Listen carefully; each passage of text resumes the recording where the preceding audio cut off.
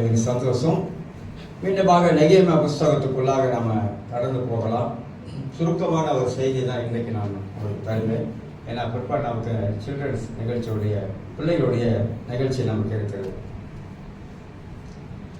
நெகேமியா வாழ்க்கை குறித்து சில வாரங்களாக அவனுடைய வெற்றி வாழ்க்கை, அவனுடைய தலைமைத்துவம், அவன் வாழ்க்கையில் வந்த போராட்டங்கள், போராட்டத்தை மத்தியிலே அவன் எப்படி மேற்கொள்ளக்கூடியவனாய் காணப்பட்டான், எப்படி அவனுடைய எண்ணங்கள்லாம் சிறந்த எண்ணங்களாக காணப்பட்டது, உயர்ந்த எண்ணங்களாக காணப்பட்டது என்ற அடிப்படையிலே சில காரியங்கள்லாம் மத்தியிலே பேசிக்கொண்டு வந்தேன். மனிதனுடைய எண்ணம் தான் மனிதனுக்கு எதிரியாக இருக்கிறதை குறித்து நம்ம அறிந்து கொள்ளணும்.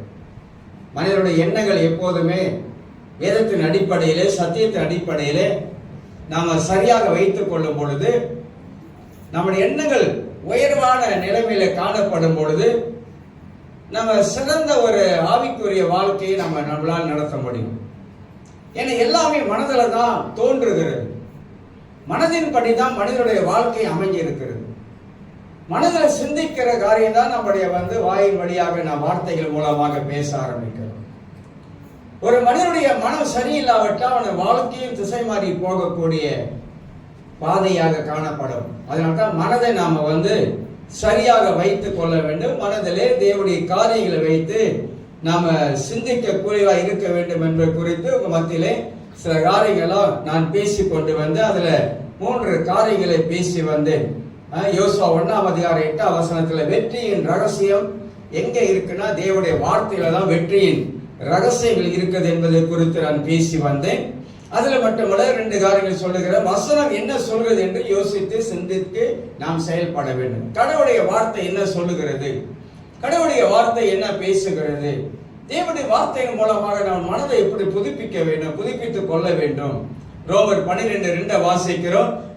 இப்பிரபஞ்சத்துக்கு ஒத்த வேஷம் தெரியாமல் கர்த்தருடைய சித்தம் இன்னதென்று பகுத்தறியத்தக்கதாகும் மனதை புதிதாக்குங்கள், மனதை மறுரூபப்படுத்துங்கள், சிந்திக்கிற விதங்களை மாற்றி அமைத்துக் கொள்ளுங்கள், யோசிக்கிற விதங்களை மாற்றி அமைத்துக் கொள்ளுங்கள் என்று சொல்லி பல காரியங்களை நம்ம இந்த சிந்தையை குறித்து நாம் அறிந்து கொள்ள முடியும். 2வது நாம மத்தியில் சொல்லும் பொழுது தேவனுடைய வார்த்தையை விசுவாசிக்க பழகி கொள்ள வேண்டும். கர்த்தர் எதை வேதத்தில் எழுதி இருக்கிறாரோ அந்த வார்த்தைகளை நம்முடைய வாழ்க்கையில, அன்றாட வாழ்க்கையில அதை நாம் விசுவாசிக்க பழகி கொள்ள வேண்டும் என்று சொன்னேன். 3வது நான் சொல்லி நிப்பாட்டும் பொழுது இருதயத்துல வசனம் நிரம்பி இருக்க வேண்டும். கர்த்தருடைய வார்த்தை நம்ம இதயத்திலே எப்போது நிறைந்து இருக்கும் பொழுது இதயத்தின் நிறைவினால் வாய் பேசும் என்று சொன்னது போல நம்முடைய இதயத்திற்குள்ளாக வசனம் நிறைந்திருந்தால் அந்த வசனம் வாய் வழியாக நாம் எப்போதும் சொல்லிக் கொண்டு இருக்கக்கூடிய மக்களாக காணப்படும். எந்த சூழ்நிலை மத்தியிலும் வசனத்தை நம்ம மனதிலிருந்து நாம் எடுத்து சொல்லக்கூடிய மக்களாக காணப்படுவோம் என்று சொல்லி உங்க மத்தியிலே நான் 3 காரியங்களை சொல்லி நான் நிப்பாட்டினேன். இன்றைக்கு நீதிமொழிகள் 16ஆம் அதிகாரத்தை நாம் திருப்பிக் கொள்வோம். நீதிமொழிகள் 16ஆம் அதிகாரம். நெகேமியா வெற்றிக்கு காரணம் அவருடைய மனதை எப்படி ஒருநிலைப்படுத்தினா, மக்களை எப்படி ஒன்று கூட்டினா, எப்படி தேவனை சார்ந்திருந்தான், எப்படி தேவனை நம்பி இருந்தான், அவனுடைய நம்பிக்கை எந்த அளவுக்கு காணப்பட்டது. இந்த நம்பிக்கை விசுவாசம் ஏறக்குறை என்று ஒன்றாக இணைந்து வரும். ஆனா நம்பிக்கை என்பது வேற, விசுவாசம் என்பது வேற என்பதை குறித்து நாம் அறிந்து கொள்ள முடியும். 16ஆம் அதிகாரம் நீதிமொழிகள் 16ஆம் அதிகாரம் 1ஆம் வசனம். மனதின் யோசனைகள் மனுஷனுடையது, மனதின் யோசனைகள் மனுஷனுடையது, ஆனா நாவின் பிரதியுத்தரம் கர்த்தரால வரும். 2க்கு வித்தியாசம் இருக்கு. நாவின் பிரதியுத்தரம் கர்த்தர் பேசுகிற வார்த்தை அவர் மூலமாக வருகிறது. அவர் மூலமாக வருகிற வார்த்தையில ஆலோசனை இருக்குது. அவர் மூலமாக வருகிற வார்த்தையின் மூலமாக விசுவாசம் இருக்குது. அவர் மூலமாக வருகிற வார்த்தையின் மூலமாக வெற்றி இருக்குது. அவர் மூலமாக வருகிற வார்த்தையின் மூலமாக நம்பிக்கை இருக்கிறது நமக்கு. அப்ப இதெல்லாம் கர்த்தரால வருகிற, அதாவது தேவனுடைய நாவின் பிரதியுத்தரம். அப்படின்னா நாவின் மூலமாக வருகிற தேவனுடைய வார்த்தை, அது கர்த்தருடைய வார்த்தையாகவே எங்க வேதத்துல எழுதப்பட்டு இருக்குது என்பதை 2வது பகுதியில் நான் பார்க்கிறோம். முதல் பகுதி என்ன நாம் அறிந்து கொள்ளுகிறோம்? மனதின் யோசனைகள் மனுஷனுடையது. இதை கொஞ்சம் ஆழமான கொஞ்சம் சிந்தித்து பார்க்கணும். நம்முடைய மனதுல நாம யோசித்து அந்த யோசனைகளை நம் மனதுக்குள்ளாக நிரப்பி வைத்திருக்கிறோம். அந்த யோசனைகள் எல்லாம் தேவனால வந்ததா, வசனத்தின் மூலமாக வந்ததா, இல்ல மனிதனுடைய யோசனைகள் எப்படிப்பட்டது, மனிதனுடைய சிந்தனைகள் எப்படிப்பட்டது, மனிதன் எதை சிந்திக்கிறான், நல்லவைகளை சிந்திக்கிறானா, தீமையை சிந்திக்கிறானா, எவைகளை அவன் மனதுக்குள்ளாக சிந்திக்க ஆரம்பிக்கிறான், அவன் ஒவ்வொரு நாளும் சிந்திக்கிற காரியங்கள் எப்படிப்பட்டதா இருக்கிறது, உயர்வானதா இருக்கிறதா, அல்லது அவன் சிந்திக்கிற காரியங்கள் எதிர்மறையா இருக்கிறதா, நெகட்டிவா இருக்கிறதா, பாசிட்டிவா இருக்கிறதா, அவன் எப்படி சிந்திக்கிறான் என்பதை குறித்தும் பைபிள் ரொம்ப அழகா நமக்கு விவரித்து காட்டுகிறார். மனதின் யோசனைகள் எல்லாமே மனிதனுடையது. மனிதன் தான் அவன் யோசிக்கிற அந்த விதத்திலே அவன் தன் வாழ்க்கையை அமைக்கிறவனாக காணப்படுகிறான். தீமையை யோசித்தால் நிச்சயமாக நம்முடைய வாழ்க்கையில தீமையான காரியங்களை பேச ஆரம்பிப்போம், தீமையான காரியங்களை நாம் செய்ய ஆரம்பிப்போம். ஒரு மனிதன் என்ன யோசிக்கிறான் என்பதை அவனே அறிந்து கொள்ள முடியும். இப்ப எனக்கு நானே அறிந்து கொள்ள முடியும், என் மனதுக்குள்ளாக என்ன ஓடிக்கிட்டு இருக்குது, என்ன சிந்தனைகள் ஓடிக்கிட்டு இருக்குது, என் மனதுக்குள்ளாக என்ன ஒரு போராட்டம் நடந்துகிட்டு இருக்குது, என் மனதுக்குள்ளாக ஒரு யுத்தம் நடக்கிறது, அது என்ன மாதிரி யுத்தமாக இருக்கிறது, அதை எப்படி மாற்றி அமைக்க வேண்டும், அதை எப்படி சரிப்படுத்த வேண்டும், அதை வேத வசனத்தின் மூலமாக எப்படி என் மனதுக்குள்ளாக கொண்டு வந்து அதை சரியா வைக்க வேண்டும் என்பதை நாம தான் அதை செய்யணும். அது நம்ம கையில் இருக்கு.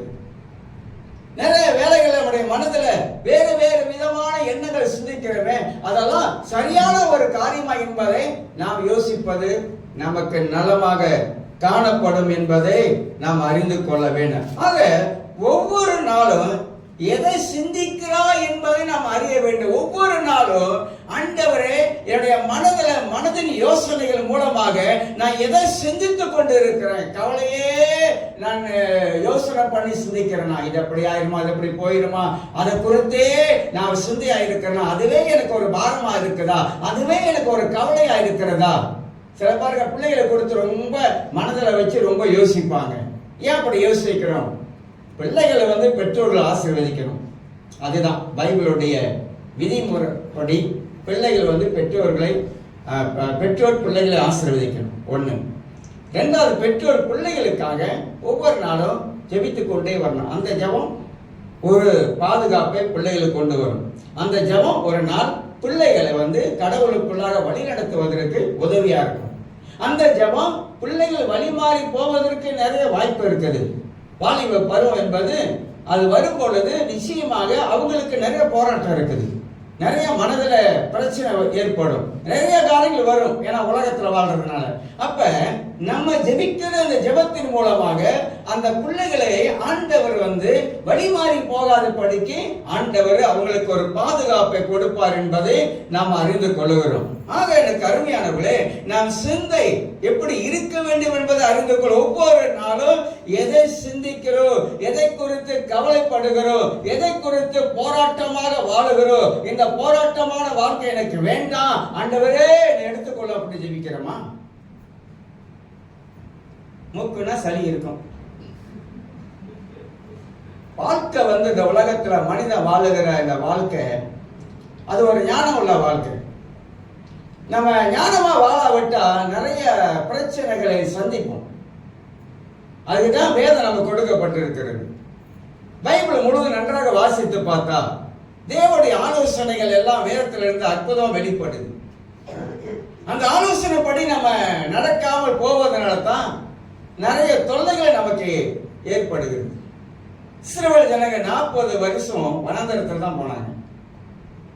கானான் போய் அடைவதற்கு ஒரு நாள் போயிருக்கலாம். ஒரு நாள் போக முடியாததுக்கு என்ன காரணம்? இவங்க பண்ண சேட்டை. அதனால ஒரு நாள் போக வேண்டியவங்க 40 நாள் ஆச்சு. மனித வாழ்க்கையில் சில வேலைகள்ல இப்படி எடுக்க வேண்டிய ஆசீர்வாதத்தை நாம விட்டதுனால அது கடந்து போயிடுச்சு. நாம எப்பயும் ஒரு காலை வச்சிருக்கலாம் கானானுக்கு அவங்க. ஆனா கானான்ல கால் வைக்காம போனதுக்கு காரணம் இஸ்ரவேல் மக்கள் தான். அது எங்க தள்ளி கொண்டு போயிருச்சு? 40 வருஷம் தள்ளி கொண்டு போயிருச்சு. 40 வருஷம் முன்னுக்க முதல் வருஷத்திலே போக வேண்டிய ஆட்கள் பெற வேண்டிய அனுபவிக்க வேண்டியவங்க அவ்வளவு காலம் தள்ளி கொண்டு போனதுக்கு அவங்களே ஒரு காரணமாச்சு. சில வேளை நாமளும் அப்படிதான் நொந்துக்கிறோம். சில வேலைகள்ல ஏன் ஆண்டவர் நம்ம வாழ்க்கையில உண்மை நடக்காம இருக்கிறதுக்கு அப்படி சொல்லிட்டு பல காரியங்களை யோசிப்போம், சிந்திப்போம். நடக்காம இருக்கிறதுக்கு ஏன் நம்முடைய வாழ்க்கையில தள்ளி போகுது சில காரியம்னாக்கா, அது நம்ம வாழ்க்கையில இருக்கிற சில தடைகளா இருக்கலாம், சில காரியங்களா இருக்கலாம். அதை நம்ம சரியாக நாம் யோசிப்பது நமக்கு நலமாக காணப்படும். ஆகினால ஒவ்வொரு நாளும் நல்லதை யோசிங்க.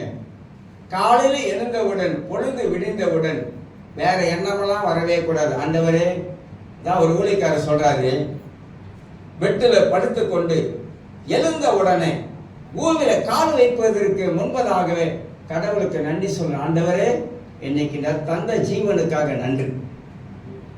என்னது பூமியில கால் வைக்கிறதுக்கு முன்னுக்கு இந்த ஜீவனுக்காக நன்றி, நல்ல நித்திரைக்காக நன்றி, நல்ல சுகத்துக்காக நன்றி, என்னை வாழ வைத்ததுக்காக ஸ்தோத்திரம் அப்படின்னு காலையில் எழுந்த உடனே பூமியில கால் வைப்பதற்கு முன்பதாகவே அப்படி ஜெபிப்பாங்க.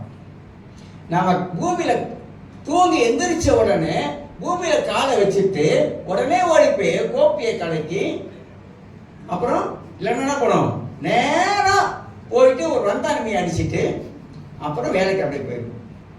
அது நம்முடைய பழக்கமா செய்யறோம் பாருங்க. ஆனா முதலாக நம்ம வெட்ட விட்டு எழுந்திருக்கும் போது சோத்திரம் ஆண்டவரே என்று சொல்லி எழுந்திருக்கும் பொழுது அந்த நாளுக்குள்ள கிருபையை கர்த்தர் நம்ம வாழ்க்கையில தந்து வழி நடத்துகிறவராக இருக்கிறார். இதெல்லாம் நம்முடைய வாழ்க்கையில, அதான் அந்த காலத்துல சொல்லுவாங்க, சூரியன் உதிப்பதற்கு முன்பதாகவே காலையில எழுந்திரணும் அப்படின்வாங்க. இந்தியாவில் இருக்குது. சூரியன் உதிப்பதற்கு முன்பதாகவே காலையிலே எழுந்து என்ன பண்றாங்க, முன்னுக்கு தண்ணியெல்லாம் தெளிச்சு கோலத்தெல்லாம் போட்டு எல்லாம் செய்யறாங்க. நம்ம சூரியன் மூஞ்சில் அடிக்கணும். நாளைக்கு தான் வேலை இல்லையே, அதெல்லாம் கொஞ்சம் நீண்டு படுப்போம் அப்படின்னு படுத்துருவாங்க. அதெல்லாம் இருக்குது. ஆனா கடவுளை காலையிலே நம்ம பைபிள் முழுதும் பாருங்க. மோசே அதிகாலையிலே எழுந்து தேவனுடைய சமூகத்துக்கு முன்பதாக நின்றான். எல்லாம் அதிகாலையிலே கடவுளை தேட ஆரம்பிச்சாங்க. பிரச்சனை இல்லை, நீங்க வேலைக்கு போறீங்க, வரீங்க, டயர்டா இருக்கு, அதெல்லாம் ஒண்ணும் இல்லை. ஆனா கடவுளை நம்ம தேடுகிற ஜனங்களாக, மக்களாக இருக்க வேண்டும். அதனால தான் ஒவ்வொரு நாளும் நம்ம சிந்திக்கிற விதங்கள்ல தான் வாழ்க்கையே இருக்குது. இது நான் சொல்றேன், இந்த சிந்திக்கிற விதத்தை குறித்து நம்ம சரியாக புரிந்து கொண்டா, வேதத்தில் சில சத்தியத்தை அறிந்து கொண்டா, நிச்சயமாக நம்முடைய வாழ்க்கையில எல்லா மலைகளையும் தாண்டி போக முடியும். எல்லா மலைகளையும், மலைகளாக்கா எவ்வளவு பெரிய சோதனை பிரச்சனை வந்தாலும் அது எல்லாவற்றையும் தாண்டி நம்மளால போக முடியும். அதுதான் 3 காரியத்தை உங்க மத்தியிலே சுருக்கமா சொல்லி நான் பேசி முடிக்க போறேன். 4வது 5வது காரியமாக நம் சிந்தையை வேத வசனத்தில் மூழ்கட்டும். வசனத்திற்குள்ளாக நம்ம சிந்தனைகள் எண்ணங்களும் அப்படின்னாக்கா வசனத்தின் தியானம், வசனத்தின் தியானத்துல ஆழ்ந்து போகும் பொழுதுதான் அதுல இருந்து ஜீவ ஊற்று நமக்கு புறப்பட்டு கொண்டே வருது. வசனம் என்ன நமக்கு கற்று கொடுக்கிறது என்பதை வசனத்தில் நாம் சிந்திக்கும் பொழுதுதான் அதுல இருந்து ஆவியானவர் பல காரியங்களை நமக்கு கற்று கொடுத்து கொண்டே இருக்கிறார். நான் என்ன நோக்கத்துல பேசுறேன்னா, இந்த வார்த்தை தான் மனித வாழ்க்கைக்கு எல்லா விதத்திலும் மாற்றத்தை உண்டு பண்ணும். கடவுளுடைய வார்த்தை எவ்வளவு சத்தியம் கேட்கலாம், ஆனா அந்த சத்தியத்தை வாழ்க்கையில அப்ளை பண்ணாவிட்டா அதுல ஒன்றுமே ஏற்றி சுரக்கா கறிக்க உதவாத கதையா போயிடும். 6வது காரியமாக பிரச்சனை வரும்போது வேதம் என்ன சொல்லுகிறது என்பதை திருப்பணும். பைபிள்ல திருப்பணும். யாருக்கெல்லாம் பிரச்சனை வந்தது? ஆபிரகாம் பிரச்சனை வந்தது, ஆதாம் ஏவாளுக்கு சோதனை வந்தது. சோதனை வேற, பிரச்சனை வேற,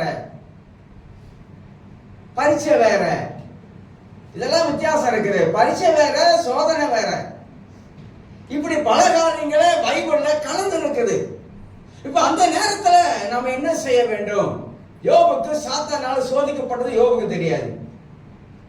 ஆனா யோபு அந்த நிலைமையில அவன் எப்படி இருந்தான், எப்படி வாழ்ந்தான், எப்படி கடவுளை சார்ந்திருந்தான், அவனுக்கு நெருக்கங்கள் என்ன, இதன் மத்தியில் எப்படி ஆண்டவர் அவனை 2 மடங்கான ஆசீர்வாதம் கொடுப்பதற்கு என்ன காரணம்? இப்படி பைபிள்ல ஒவ்வொரு மனிதர்கள் சோதிக்கப்பட்டாங்க. அப்போஸ்தலர் வாழ்க்கையை திரும்பி பார்க்கும்போது அப்போஸ்தலர்கள் எப்படியெல்லாம் ஊழியத்தின் நிமித்தமாக பாடுகளை அனுபவித்தாங்க, முறுமுறுக்கள பாடுகளை அனுபவித்தாங்க. எல்லாரும் 12 அப்போஸ்தலர்கள் பாடுகளை அனுபவித்தாங்க. பழைய ஏற்பாடுல எரேமியா புத்தகத்தை வாசித்து பார்த்தீங்கன்னா, எரேமியா போல ஒரு பாட அனுபவத்தை யாரும் இருக்க முடியாது. குகைக்குள்ள அனுப்பினாங்க, என்னென்னமோ சிறைவாசம் போனான், பல விதமான காரணம். ஏன்னா நன்மையை சொன்னதுனால அவனுக்கு வந்தவன.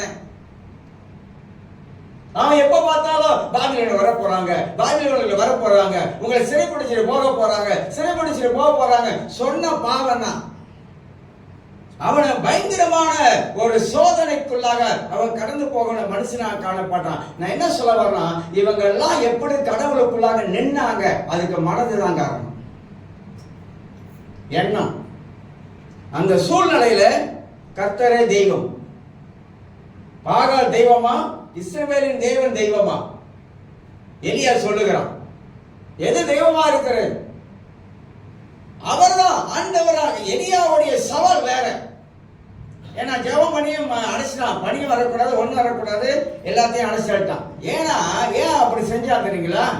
இந்த ஆகாப் ராஜாவுடைய மனைவி எசபேல் இருக்கால, அவ சாதாரணமான ஆள் இல்ல, பாகால் தெய்வத்தை வணங்குற ஒரு பெண், பூசாரி மகன்.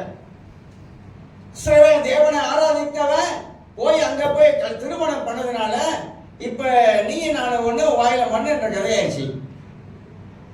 அவ ஏன் இந்த காரியத்தை செய்யறானாக்கா, அவளுக்குள்ள என்ன நம்பிக்கைனா, வானத்திலிருந்து பனியை பெய்ய வைக்கிற தேவன் எங்களுடைய தேவன், பாகால் தெய்வம் தான். அந்த தெய்வம் தான் இந்த பூமிக்கு வந்து விளைச்சலை உண்டாக்குற தெய்வம். அந்த தெய்வம் தான் இதுவரைக்கும் இந்த பனியை பெய்ய வச்சது என்று அவன் சொல்லிக்கிட்டு வந்தவன். அதனால தான் எலியா என்ன பண்ணான், ஜெபம் பண்ணி அவசியம், எந்த தெய்வம் பார்ப்போம், உன் தெய்வம் வானத்தில் பனியை பெய்ய வைக்கிறா பார்க்கலாம் அப்படின்னு சொல்லிட்டு. இப்படி அந்த நாட்களில் தேவனுடைய மனிதர்கள் அந்த அளவுக்கு இஸ்ரவேலிலே மெய்யான தேவன் எங்களுடைய தேவன் தான் என்பது அந்த அளவுக்கு ஆணித்தரமா உறுதியா இருந்ததுக்கு அவருடைய மனது ஒரு காரணம். அந்த மாதிரியான விசுவாசத்துல, நம்பிக்கையில, தேவனை பற்றி கொண்ட விதத்துல, தேவனை சார்ந்து கொண்ட விதத்துல அன்னைக்கு பைபிள்ல வாசிக்கும் பொழுதெல்லாம் தேவனுடைய மனிதர்கள்லாம் அப்படி வாழ்ந்தாங்க.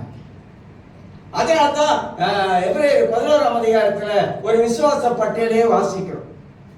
யாரெல்லாம் எப்படி அவங்களுடைய வாழ்க்கையை வாழ்ந்து காட்டினாங்க. தானியேல் சிங்க கவியில போடும் பொழுது பயந்து நடுங்கி அப்பெல்லாம் போகல. ஆனா வசனம் சொல்லுகிறது, அந்த சிங்கத்தின் வாயை கட்டின ஆண்டவர் தான் நம்ம ஆண்டவர்.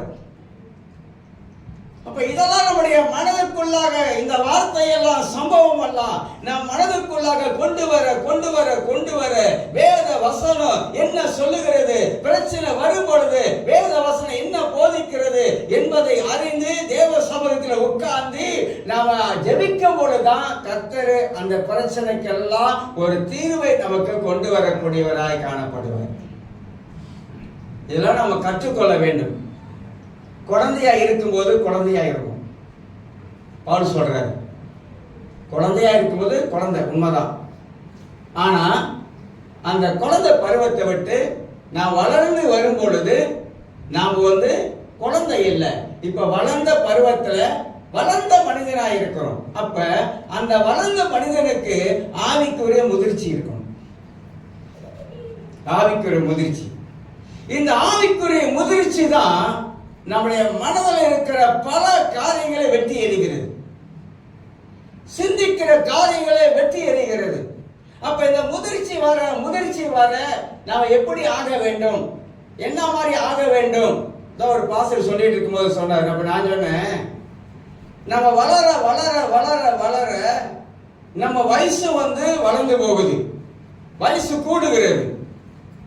நம்ம இருக்கிற வயசுல இல்ல, இப்ப வயசு நமக்கு ஒரு அளவு 50 தாண்டி இப்ப 60 கிட்ட வந்துருச்சுன்னா அந்த 60க்கு தகுந்த மாதிரி முதிர்ச்சி இருக்கணும். அந்த 60க்கு தகுந்த முதிர்ச்சி இல்லைனாக்கா நம்மள வயசை கேட்டுட்டு, நம்முடைய வார்த்தையை கேட்டுட்டு நம்மள என்ன சொல்லுவாங்க, முதிர்ச்சி இல்லாத ஆள் என்று எடை போடுவாங்க. அந்த மாதிரி வேதத்திலே ஆவிக்குரிய வாழ்க்கையில ஆவிக்குரிய ஆன்மீக காரியத்துல நமக்கு எந்த அளவுக்கு முதிர்ச்சி இருக்கோ அந்த அளவுக்கு நமக்கு பொறுமை இருக்கும், சாந்தம் இருக்கும், அமைதி இருக்கும், நம்ம பேசுவதில் ஒரு கனியும் இருக்கும். இதெல்லாம் வேதத்துல அதாவது 21 பண்புகள் இருக்குது. ஒரு தலைமத்துவத்தில் செயல்பட்டாலும் ஒரு வளர்ந்த ஆவிக்குரிய நிலைமையில காணப்பட்டாலும் அந்த மனிதனுக்குள்ளாக ஒரு 21 பண்புகள் உள்ள இருக்கணும். இதுதான் நம்முடைய வாழ்க்கையில நம்ம வளருகிற பருவம். சீசத்துவம்னா என்ன அர்த்தம்? டிசைபிள்ஷிப்னா என்ன அர்த்தம்? சொல்லுங்க பார்க்கலாம். டிசைபிள்ஷிப் போது சீசத்துவத்துல நம்ம எல்லாம் போறதுனாக்கா எல்லாரும் சீசர்களாக ஆக்கப்பட வேண்டும் என்பதுதான் தேவனுடைய விருப்பம். எல்லாரும் விசுவாசிகளா இருக்க தேவன் விரும்பல. அப்ப அந்த சீசத்துவத்துல நூதன சீசன் இருக்காங்க. நூதன சீசனா யார் தெரியுங்களா? இப்பதான் ரட்சிக்கப்பட்டு சபைக்குள்ள வந்து இருக்கிறவங்க நூதன சீசரா இருக்கிறாங்க. ஆனா சபைக்குள்ள வந்து சில காலமாக இருந்தவங்க 5 வருஷம் 10 வருஷம் அப்படி இருந்தவங்க அவங்க வந்து சீசத்துவத்துல வளர்ந்து இருக்கிற ஒரு சீசத்துவத்துல வளர்ந்தவன் அவன் இயேசுவை பின்பற்றுகிறவனா இருக்கணும். எப்படி பின்பற்றுகிறவனா இருக்கணும்? 100% ஆண்டவராக இயேசு கிறிஸ்துவை பின்பற்றுகிற மனிதனாக இருக்க வேண்டும். சீசத்துவத்தில் நிறைய விஷயங்கள் இருக்குது, நிறைய காரியங்கள் வந்து சீசத்துவத்தில் அடக்கப்பட்டிருக்குது. அதனால எனக்கு அருமையானவே நம்முடைய வாழ்க்கையில பிரச்சனைகள் வரும் பொழுது நாம கூர்மையா கவனிக்க வேண்டியது முக்கியமான காரியமா இருப்பதை விளங்கிக் கொள்ளுகிறோம். நீங்க யாக்கோப்பு 1ஆம் அதிகாரம் வாசிக்க வேண்டாம், வாசித்துக்கு பைபிள் எல்லாருக்கும் தெரியும். 2-3 வசனங்களை வாசிக்கும் போது யாக்கோப்பு 1-2-3 வாசிக்கும் போது, என் சகோதரரை நீங்கள் பலவிதமான சோதனைகளில் அகப்படும் போது உங்கள் விசுவாசத்தின் பரீட்சையானது பொறுமையை உண்டாக்கும் என்று அறிந்து மிகுந்த மனப்பான்மையை பார்க்கணும். இந்த ஒரு வசனத்துல வந்து பல முறை சிந்திக்கணும். இந்த வசனத்தை எடுத்து தியானம் பண்ணணும். என் சகோதரரே நீங்கள் பலவிதமான சோதனைக்குள்ளாக மாட்டிக்கொள்ளும் பொழுது நீங்க என்ன செய்யணும்? பொறுமையாக சோதனை நேரங்களில் பொறுமையை கடைபிடிக்கணும். அப்ப நீங்க உங்க பொறுமை உங்க விசுவாசம் அந்த 2 காரியம் உள்ள சொல்லப்படுது. இந்த பொறுமை இந்த விசுவாசம் இணைஞ்சு இருக்கணும். ஏன் இந்த பொறுமை இந்த விசுவாசம் இருக்குன்னாக்கா சோதனை நேரங்கள்ல அவசரப்படக்கூடாது. சோதனை நேரங்கள்ல நம்ம வேறு விதமாக சிந்திக்க கூடாது. சோதனை நேரங்களில் பைபிள் என்ன கற்றுக் கொடுக்குது? அப்ப பலவிதமான சோதனை வரும் பொழுது பொறுமையாக உட்கார்ந்து ஏன் சோதனை வந்துச்சு, எதனால வந்துச்சு, எங்க இருந்து வந்துச்சு, இதுக்கு எப்படி நம்ம வழியை காணுவது, எப்படி தீர்வை காணுவது என்று சொல்லி விசுவாசத்தோட கூட சேர்ந்து நம்முடைய ஞானத்தை கொஞ்சம் பயன்படுத்தினா அந்த சோதனையில இருந்து நம்மளை அழகா தேவன் வெளியே கொண்டு வந்துடுறார். நிறைய சோதனைகள் வந்து நாமளா உண்டு பண்ணுகிற சோதனைகள் நிறைய இருக்குது. தேவன் யாரையும் பொல்லாங்கினால் சோதிக்கிறவர் அல்ல. யாரையுமே தேவன் பொல்லாங்கினால சோதிக்க மாட்டார். அதனால இந்த யாக்கோப்பு சொல்லுகிற அறிவுரை நமக்கு என்ன தெரிகிறது? பொறுமை அவசியம். என்ன வந்தாலும் பரவாயில்ல, நம்ம வாழ்க்கையில பொறுமையா இருக்கும். தேவன் இருக்கிறார், கர்த்தர் பார்த்துக் கொள்வார். உத்தமனுக்கு தேவன் துணை. அதெல்லாம் பைபிள் சொல்லுகிறது. நம்ம ஆண்டருக்கு உண்மையா இருந்தா போதும். நம்ம கை சுத்தமா இருக்கணும், வாய் சுத்தமா இருக்கணும் அடிக்கடி சொல்லுவேன். ஏன் அதை சொல்றேன்னா அதுலதான் விஷயம் இருக்குது. நம்ம வந்து ஆண்டருக்கு உண்மையாக எப்போதும் உண்மை உள்ள மனிதர்களாக நாம் இருக்கும் பொழுது தேவன் நம்மளை எல்லாவற்றையும் அறிகிற பார்க்கிற கர்த்தர் வந்து நம்மளை நடத்துவார். இன்னொரு வசனத்தை வாசிக்கிற 2 சாமுவேல் புஸ்தகத்தை திருப்பிக் கொள்வோம். 2 சாமுவேல் புஸ்தகம் 2 சாமுவேல் புஸ்தகத்தை பார்த்து நிப்பாட்டலாம். இதுல நீங்க 21ஆம் வசனத்தை 2 சாமுவேல் 21ஆம் வசனத்துல 1-2 வசனத்தை வாசித்து காட்டுகிறேன். இதுல ஒரு சம்பவத்தை நாம இங்க இருந்து அறிந்து கொள்ள முடியும். தாவீதின் நாட்களில் 3 வருஷம் ஓயாத பஞ்சம் உண்டாயிருந்தது. அப்பொழுது தாவீது கர்த்தருடைய சமூகத்தில் விசாரித்தான். கர்த்தர் கிபியோனியரை கொன்று போட்ட சவுலுக்காகவும் இரத்த பிரியனான அவன் வீட்டாருக்காகவும் இது உண்டாயிற்று என்றான். வாசிக்கிறோம். அப்பொழுது ராஜா கிபியோனியரை அழைப்பித்தான். கிபியோனரே இஸ்ரவேல் புத்திரராய் இராமல் எமோரியரின் புத்திரராய் இருந்தவர்கள், அவர்களுக்கு இஸ்ரவேல் புத்திரர் ஆணையிட்டு இருந்தும் சவுல் இஸ்ரவேல் புத்திரருக்காகவும் யூதாவுக்காகவும் காண்பித்த வைராக்கியத்தினால் அவர்களை வெட்ட வகை தேடினான் என்று வாசிக்கிறோம். இதுல நம்ம என்ன புரிஞ்சுக்கிட்டோம்? இதுல ஃபுல்லா வாசித்து பார்த்தீங்கன்னா கிபியோனர்கள் யோசுவா காலத்துல என்ன பண்ணிக்கிட்டாங்க? ஒரு உடன்படிக்கை பண்ணிக்கிட்டாங்க. என்ன உடன்படிக்கை பண்ணாங்க என்பதையும் நாம பார்க்க முடியும். அப்ப இந்த சம்பவத்துல நாம என்ன அறிந்து கொள்ளுகிறோம்? தாவீது நாட்கள்ல ஏன் பஞ்சம் வந்துச்சு அப்படின்ற ஒரு காரணத்தை நம்ம தெரியணும். எதனால வந்துச்சு, ஏன் வந்துச்சு, ஏன் கிபியோனரை பத்தி இங்க எழுதப்பட்டிருக்கிறது? இந்த கிபியோனருக்கும் இந்த இஸ்ரவேல் மக்களுக்கு என்ன உடன்படிக்கை பண்ணாங்க? யோசுவா என்ன உடன்படிக்கை பண்ணாரு? சவுல் வந்த பொழுது அந்த காலத்துல சவுல் என்ன பண்ணா என்பதை அதனால தான் இங்கே சம்பவம் 21ஆம் அதிகாரத்துல 1ஆம் வசனத்துல தாவீது காலத்துல ஓயாத பஞ்சம் வந்ததுக்குள்ள காரணத்தை சொல்லுகிறேன். பஞ்சம் வந்ததுக்குள்ள காரணம் என்ன என்பதை இங்க காட்டுது. அப்ப நம்ம வாழ்க்கையில காரணத்தை கண்டுபிடிக்கணும். என்ன காரணம் அப்படி என்பதை கண்டுபிடிச்சமாக்கா அதுக்கு ஈஸியா நமக்கு விட தெரிஞ்சிடும். அந்த பைபிள்ல பாருங்க இவ்வளவு அழகான காரியமெல்லாம் எழுதப்பட்டிருப்பதை விளங்கிக் கொள்ளுகிறோம். சரி,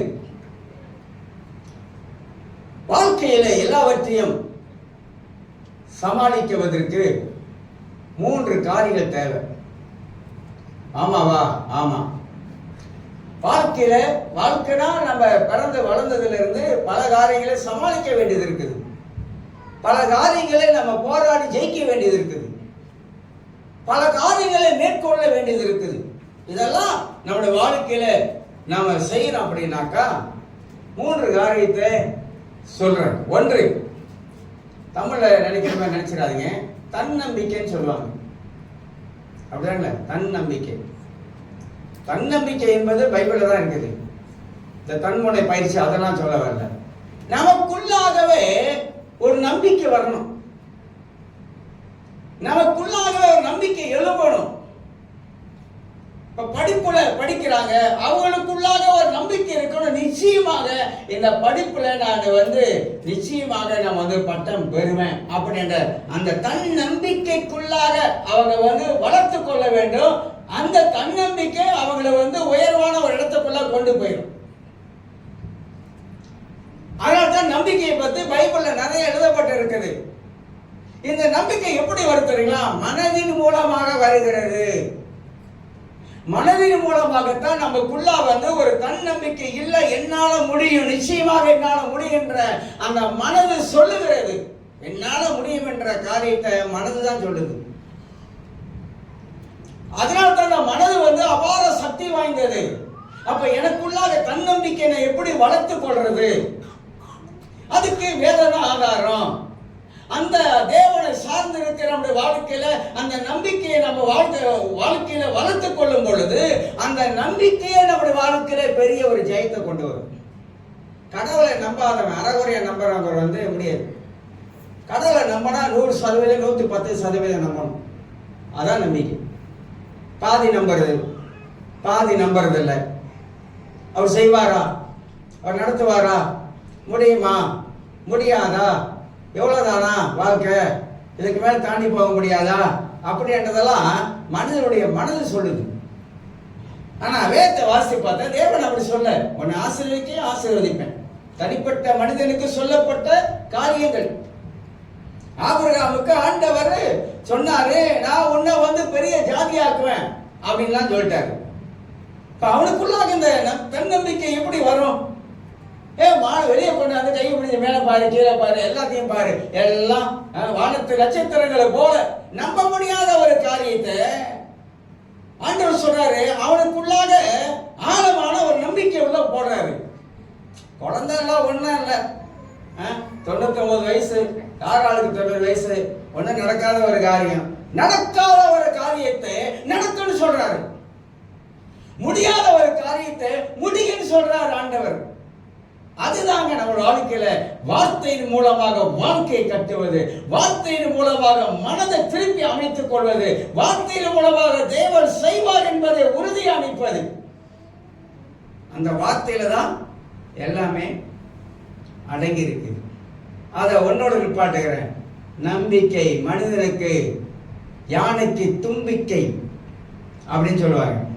தும்பிக்கை தான் அதோட நம்பிக்கை. நமக்கு நம்ம தேவன் தான் நம்முடைய நம்பிக்கை. அது வசனத்துல நிறைய இருக்கு.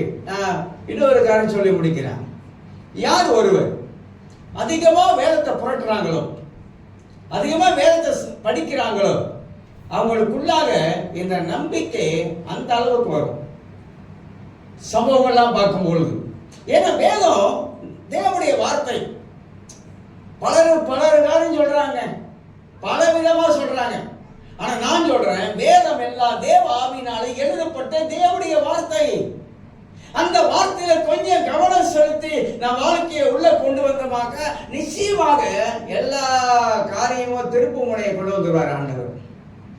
எவ்வளோ தேவனுடைய ஊழியக்காரர்கள் கடவுளுடைய வார்த்தை எடுத்து பேசுவதன் மூலமாக அவங்க வாழ்க்கையில காணப்பட்ட அநேக நன்மைகளை அவங்க எடுத்து சொல்லி இருக்கிறாங்க. வேதம் தான் எல்லாத்துக்கும், வேதம் தான் நமக்கு அடிப்படையா இருக்குது. அந்த வேதத்தை நாம் வாசிக்கும் போது நம்முடைய வாழ்க்கையில 2024 ஆண்டு எப்படி இருக்குன்னு நமக்கு தெரியாது. ஆனா 2024 ஆண்டு சில கணிப்புலாம் சொல்றாங்க, இப்ப இருக்கிற மாதிரி இருக்காது, இதை விட இன்னும் பல சம்பவங்கள் 2024 நடக்க போகிறது. இப்படிலாம் கணிச்சிட்டாங்க. எது கணிச்சாலும் கணிக்காவிட்டாலும் பைபிள் என்ன சொல்றது அதுதான். ஒவ்வொரு வருஷத்தையும் ஆண்டவர் நன்மையினால தான் முடிவு சொல்றாரு. இந்த உலகம் கெட்டு போனதே மனிதன் தானே, கெடுக்க வச்சுட்டான்.